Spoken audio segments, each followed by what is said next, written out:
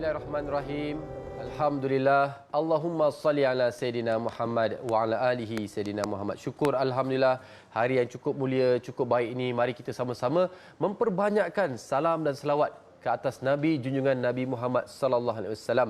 Allahumma salli ala Sayyidina Muhammad wa ala alihi Sayyidina Muhammad. Syukur Alhamdulillah, hari ini mari kita hitung sama-sama nikmat-nikmat yang Allah telah berikan. Hari ini badan kita sihat, syukur Alhamdulillah, bersama dengan orang tersayang, syukur Alhamdulillah, berada dalam keadaan yang baik-baik, diberikan lagi peluang untuk bernafas, syukur Alhamdulillah. Dan hari ini seperti biasa saya nak ucapkan jutaan terima kasih pada semua yang menonton dan juga pada rakan-rakan yang sedang memberikan maklum balas di dalam Facebook kita. Kita juga live secara di dalam Facebook ya.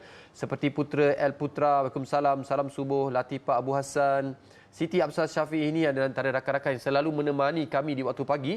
Dan Dahlia Jamaludin, terima kasih banyak. InsyaAllah ada apa saja soalan atau maklum balas, tolong kongsikan, insyaAllah dari semasa kami akan cuba ajukan kepada panel kita. Dan sebelum kita bersama panel kita pada hari ini, apa kata kita pendengarkan dulu bacaan suci ayat Al-Quran daripada Ustaz Asim Osman berkenaan dengan tajuk kita hari ini. Mari kita dengarkan bersama-sama insya-Allah.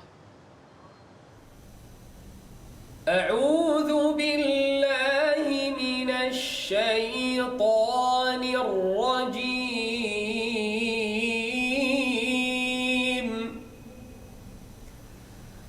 Bismillahirrahmanirrahim.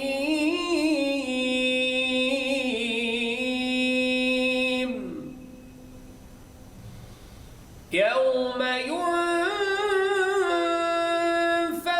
في الصور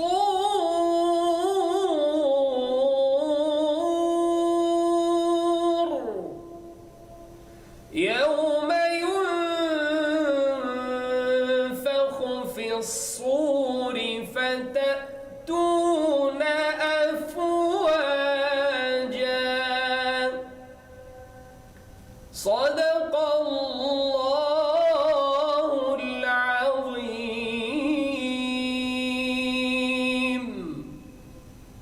iaitu masa ditiup sangkakala, lalu kamu bangkit hidup serta datang berpuak-puak ke padang mahsyar.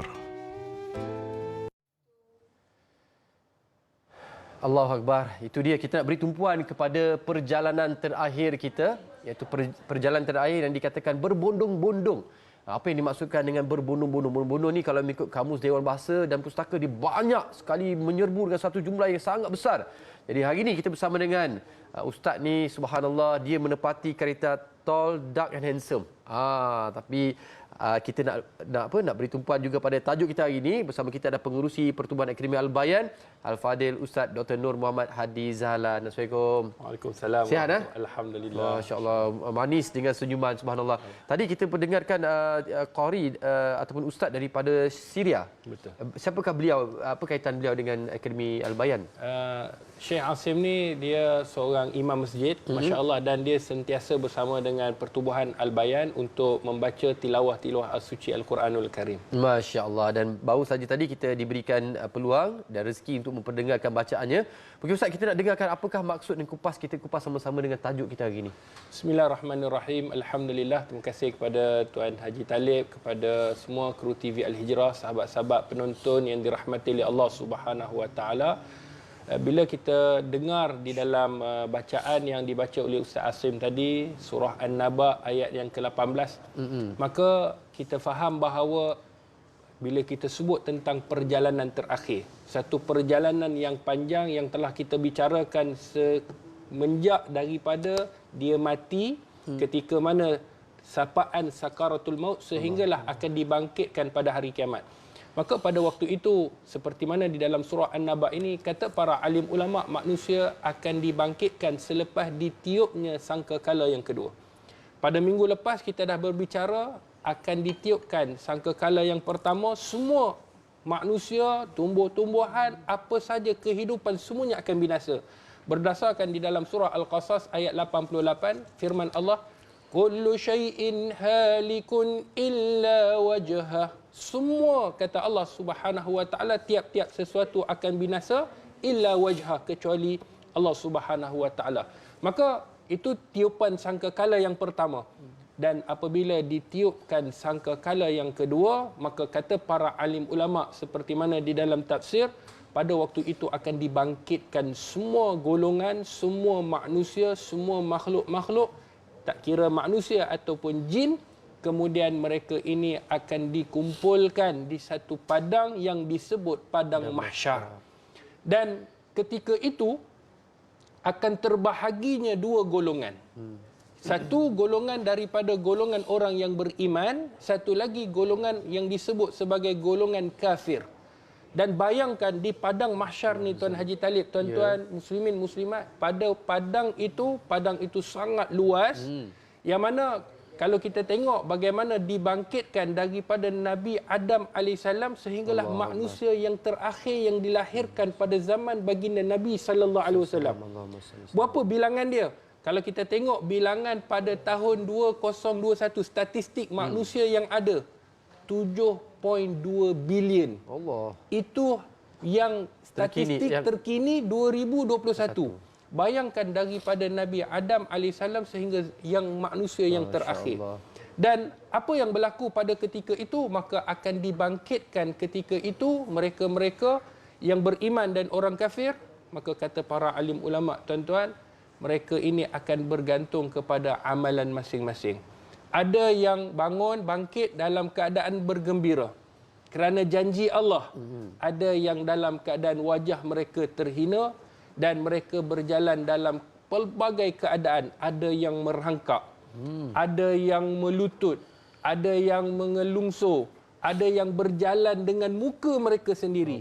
Maka itulah yang disebut sebagai padang mahsyar. Maka mereka akan dibangkitkan juga, kata ulama, bersama dengan pemimpin mereka.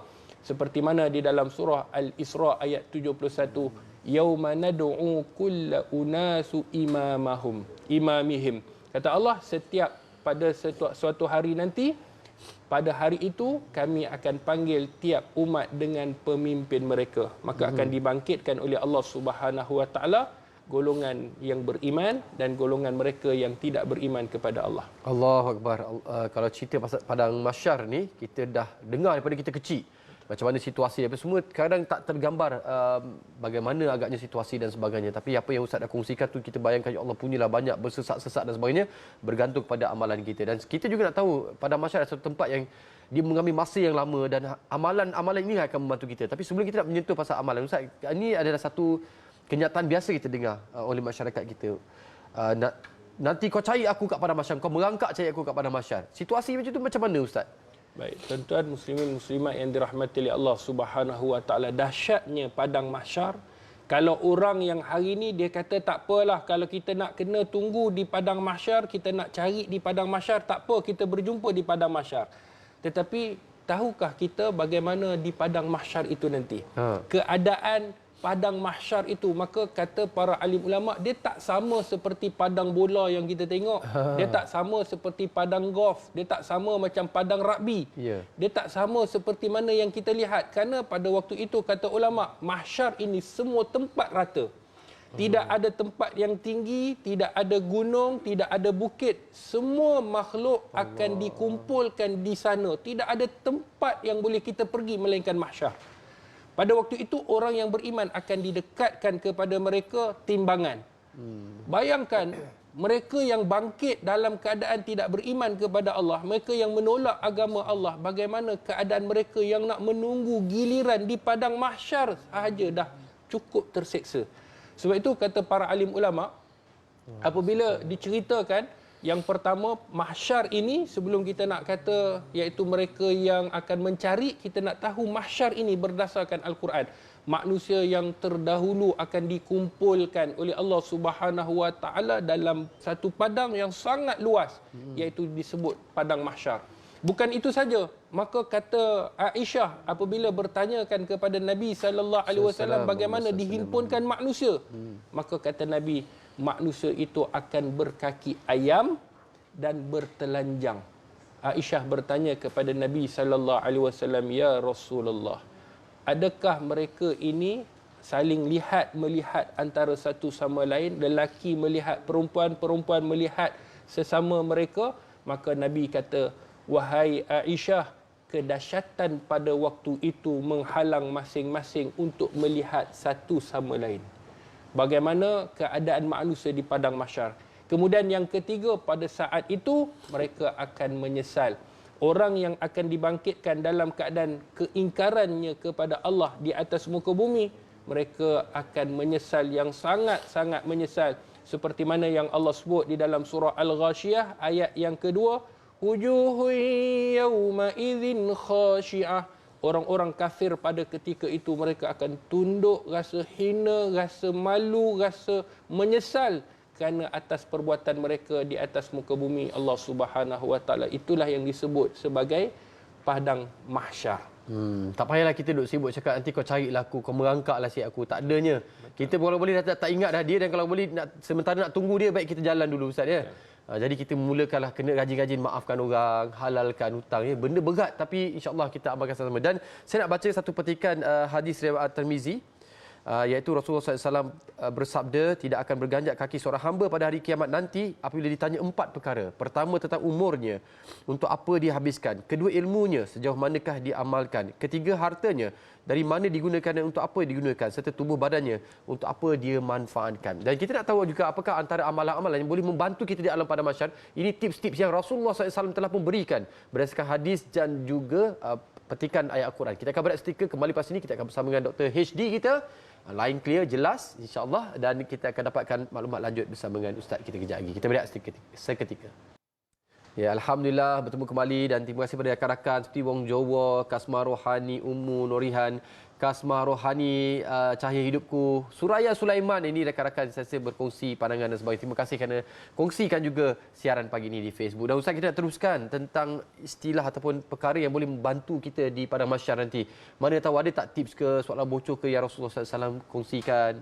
Baik, bismillahirrahmanirrahim tuan-tuan. Sebelum kita nak melakukan amalan-amalan, apakah amalan yang kita akan kupaskan sekejap sahaja lagi, maka kita kena tahu padang mahsyar ini satu padang yang sangat dahsyat. Pada ketika itu kita bayangkan betapa lamanya kita nak menunggu waktu untuk ditimbangkan amalan kita.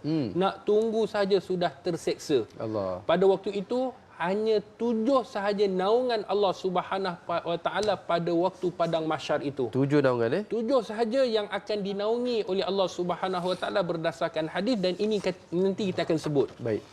Tetapi kita nak tahu, bayangkan sekiranya manusia ini ada kesalahan dengan manusia yang lain. Sebab itu kena selesaikan secepat mungkin. Kalau ada yang pernah mengaibkan orang, minta maaf. Baik. Kalau ada yang mengambil barang orang, pulangkan balik. Kalau ada yang pernah fitnah orang, maka dia kena perbetulkan keadaan itu semula.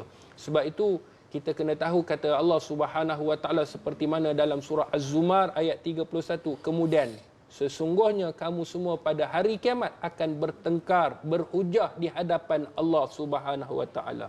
Maka kata ulama pada waktu itu ada orang yang dikira sebagai muflis. Manil muflis, kata Rasulullah. Siapa dia orang yang muflis?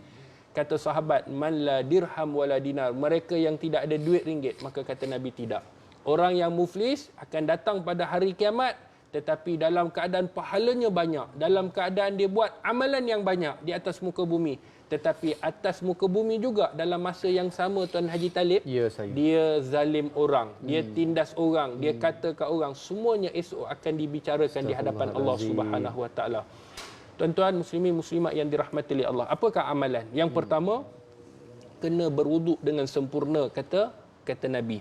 Seperti mana di dalam hadis yang dikeluarkan oleh Imamul Bukhari, sesungguhnya umat aku akan dipanggil pada hari kiamat dengan dahi, tangan dan kaki yang berseri-seri. Baik.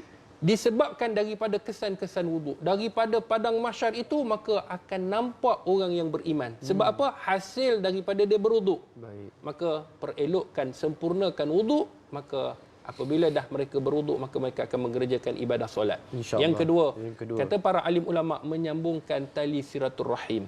Di dalam sebuah hadis Nabi SAW, hadis yang dikeluarkan oleh Imamul Muslim di dalam sahihnya, maka kata Nabi, sesungguhnya Allah berfirman, pada hari kiamat kelak, di manakah orang yang saling cinta mencintai kerana keagunganku.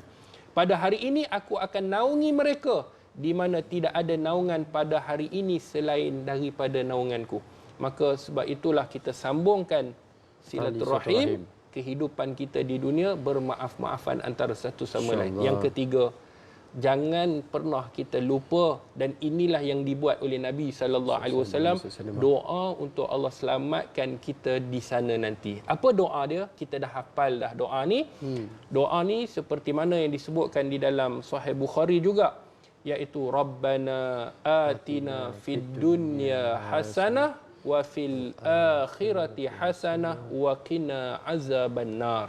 Ya Allah, berilah kami kebaikan di dunia dan kebaikan di akhirat, dan peliharalah kami ya Allah daripada siksaan api neraka. Rasulullah sallallahu alaihi wasallam sentiasa berdoa dan mengulangi doa-doa ini ketika mana Nabi berdoa. Maka itulah antara amalan-amalan yang boleh kita lakukan untuk menyelamatkan kita di sana nanti. Masya Allah. Dan ini antara tiga perkara yang kita dah kongsikan dengan Ustaz. Kalau mungkin Ustaz nak kongsi lagi empat tu, kita akan kongsi di mana? Di Telegram Ustaz ke apa ke? Ya, nanti di Telegram. Jadi dapatkan maklumat lanjut ni ke Telegram Ustaz. Apa nama Telegram Ustaz? Dr. HD. Dr. HD. HD. HD ni bukan high definition Bukan. HD itu adalah Dr. Hadi. Dapatkan lagi berkongsi. Sebab apa? Kita nak kongsi lagi antara amalan yang saya kira dapat membantu kita adalah dengan memberi, berkongsi rezeki. Betul. Adakah di padang mahsyar nanti amalan-amalan seperti bersedekah, berinfak itu boleh bantu kita Ustaz? Itulah amalan antara yang disebutkan oleh para alim ulama, iaitu dengan kita bersedekah, amalan itu akan menjadi timbangan nanti di neraca, timbangan akan menjadi berat. Dan itu juga yang mana disebutkan apabila kita membina rumah Allah, dan ada manusia yang sentiasa merindui untuk sentiasa duduk di dalam rumah Allah, maka sudah pasti mereka akan mendapat naungan Allah Subhanahu Wa Taala. Jadi dengan bersedekah, kata para alim ulama, dia boleh menyelamatkan kita di sana, kerana bersedekah ini akan dilipat gandakan ganjaran yang cukup banyak. Luar biasa. Sehingga kan kata Nabi, dia boleh memadamkan kemarahan Allah, kemurkaan Allah ke atas seseorang. Allahu Akbar. Subhanallah. Moga marilah kita sama-sama mencari redha Allah, sebab Allah ni Maha Penyayang, Maha Pengasih kan. Mungkin kita dicakap saya tak ada kekayaan nak memberi rezeki, nak berkongsi rezeki dan sebagainya. Tapi bukan itu yang dilihat, bukan kerana berapa besar sumbangan dan sebagainya, adalah kerana berapa ikhlasnya kita memberi. Dan kami difahamkan Ustaz pun sedang bersama-sama untuk membangunkan Akademi Al-Bayan. Jadi mungkin orang nak tahu apa Akademi Al-Bayan, bagaimana kita semua Ustaz boleh menjadi sebahagian atau bersama-samalah, sebab Akademi Al-Bayan bukan akademi Ustaz saja, dia ada untuk seluruh umat Islam. Mungkin Ustaz boleh kongsikan. Sahabat-sahabat penonton, dermawan, hartawan yang ingin menyumbang, yang memberi, ingin memberi sedekah ataupun ingin mewar-warkan, ayo sama-sama dengan pembangunan Akademi Al-Bayan kita menubuhkan untuk melahirkan dai mualaf. Bayangkan bulan Maulidur Rasul Nabi sallallahu alaihi wasallam, yang mana Nabi berdakwah di jalan Allah. Sekiranya kita tidak sampai dakwah kepada kita, dakwah Nabi sallallahu alaihi wasallam, maka kita termasuk dalam golongan orang yang rugi. Kerana itu kita perlu melahirkan para dai mualaf yang pelbagai bangsa dengan pelbagai bahasa. Kerana itu kita mahu bangunkan satu buah tahfiz dakwah anak-anak mualaf untuk melahirkan mereka yang berdakwah di jalan Allah Subhanahu Wa Taala. Ayuh sama-sama kita menyumbang. Kita akan membina rumah Allah Subhanahu Wa Taala. Bukan itu saja, mereka akan solat, mereka akan mengerjakan segala amalan-amalan yang mereka pelajari dalam Islam. Bayangkan setiap duit ringgit yang kita infakkan itu, kita akan dapat di dalam saham akhirat kita. Dan akhirnya mereka akan keluar berdakwah dan mengislamkan, berusaha, kerana hidayah tu milik Allah. Kita usaha, dan bayangkan bagaimana betapa besarnya pahala apabila seseorang itu memeluk agama Allah dengan asbab tertubuhnya pembangunan Akademi Al-Bayan ini. Jadi ayuh sama-sama kita menyumbang ke tabung pembangunan Akademi Al-Bayan. Dan kita juga Tuan Haji Talib, untuk pengetahuan semua, kita telah membuat kelas online, yang mana kelas ini secara percuma kepada semua mereka yang ingin belajar pengajian Islam. Bukan saja untuk anak-anak mualaf, sekiranya ada anak mualaf yang kita kenal, maka boleh join, ataupun anak-anak kita yang ingin mempelajari dalam pelbagai bahasa. Ada dalam bahasa Tamil, ada dalam bahasa Mandarin, guru-guru yang akan mengajar, dan ada juga dalam bahasa Melayu, dan telah bermula pada awal bulan 10 baru ni secara percuma hari Sabtu, guru-guru yang bertauliah. Sebab tu kalau boleh sama-sama kita join kelas pengajian, nota disediakan, dengan kelengkapan-kelengkapan yang boleh memudahkan kita faham tentang agama Allah Subhanahu Wa Taala. Maka kalau kita tak menjadi ahli dalam pengajian ini, kita boleh sebar-sebarkan. Masya Allah. Sumbangan-sumbangan anda ini akan menggerakkan dakwah ini. Ustaz bayangkan kalau kita faham Islam yang terawal dalam bahasa Arab. Betul. Kalau tak ada orang yang keluar pergi berdakwah, para sahabat yang keluar daripada tanah Arab pergi berdakwah sampai ke Malaysia, masya-Allah, mungkin kita pun tak kenal Islam, mungkin kita pun tak dapat hidayah. Sebab apa? Kita sangat yakin adalah dakwah adalah tugas kita, hidayah milik Allah, Allah yang berikan. Dan saya menyaksikan bahawasanya Ustaz pernah bantu ada seorang sahabat kita yang nak memeluk Islam, orang remaja, dia tak tahu bagaimana, keluarga dia tak bersetuju dan sebagainya, tapi alhamdulillah Ustaz bantu dengan izin Allah, dia dapat hidayah Allah SWT dan mengucap 2 kalimah syahadah bersama dengan Ustaz. Daripada rakan-rakan yang lain, seandainya ada siapa saja yang anda kenali yang nak mengenali Islam, boleh hubungi pihak admin daripada Akademi Al-Bayan, akan bantu sama-sama. Dan setiap sumbangan anda adalah untuk tujuan dakwah, di mana Akademi Al-Bayan ini adalah untuk tahfiz anak-anak mu'allaf. Dan mereka ni akan terus berdakwah dan berdakwah. Bayangkan berapa ramai lagi yang akan dapat mengenal Allah, yang dapat hidayah Allah. Ini maksudnya kita mungkin tak dapat keluar di jalan-jalan Allah, tapi kita boleh menyumbang atas usaha ini, insya-Allah. Dan terima kasih kita ucapkan Ustaz pada mereka yang menyumbang pemurah, sebab para penonton TV Hijrah ni, mereka ni semuanya pemurah, sangat pantas untuk berkongsi rezeki. Hubungi nombor talian dan juga nombor bank yang tertera. Semoga mereka yang menyumbang dan mereka yang menyebarkan, Allah merahmati, meredai dan melepaskan daripada segala kesulitan yang kita hadapi hari ini. InsyaAllah. Dan mudah-mudahan juga di padang mahsyar Amin, nanti. Terima kasih Ustaz atas perkongsian. Semoga terus berdakwah, insya-Allah. Moga insya-Allah kalimah la ilaha illallah Muhammadar Rasulullah terus tersebar di seluruh Malaysia dan seluruh dunia, insya-Allah. Dan kita akan berehat seketika kembali. Pas ini kami nak kongsi lagi dengan anda slot-slot seterusnya, insya-Allah. Jangan ke mana-mana.